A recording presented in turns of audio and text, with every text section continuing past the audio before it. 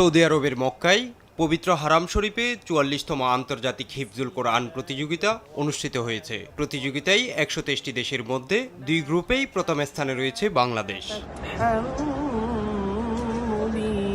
৪ই August থেকে শুরু হওয়া এই প্রতিযোগিতায় বিভিন্ন দেশের ১৭৪ হাফেজ অংশগ্রহণ করেন। ২১শে আগস্ট প্রতিযোগিতার ফাইনাল রাউন্ডে বাংলাদেশের হাফেজ আনাস বিন আতিক ৩০ পারা গ্রুপে প্রথম স্থান অর্জন করেন। পুরস্কার হিসেবে লাভ করেন ৬৫ লাখ টাকা। প্রতিযোগিতায় ১৫ পারা গ্রুপে প্রথম হন মোয়াজ মাহমুদ। পুরস্কার হিসেবে লাভ করেন ৫০ লাখ টাকা।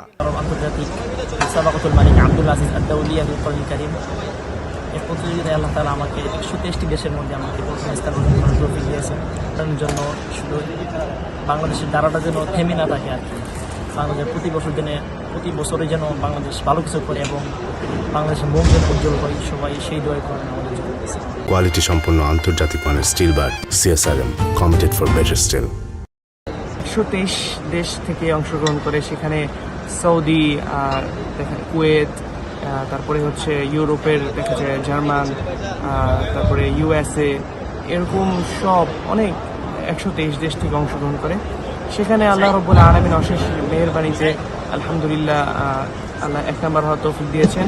আমি আল্লাহ রাব্বুল আলামিনের কাছে পরিপূর্ণ শুকর আদায় করতে চাই এবং বাংলাদেশ যেহেতু বাংলাদেশের নাম উজ্জ্বল হয়েছে, আমি আমার এই সফলতা বাংলাদেশের মানুষের জন্যই উৎসর্গ করতে চাই। বাংলাদেশের মানুষের দোয়া কামনা করি এবং আল্লাহ রাব্বুল আলামিন যেন যেভাবে আলহামদুলিল্লাহ হিফজ নিয়ে একটা কিছু আল্লাহ রাব্বুল আলামিন সফলতা দান করেছেন, আলহামদুলিল্লাহ আল্লাহ যেন আমাকে মাকবুল তার দিনের খাদিম হিসেবে কবুল করেন।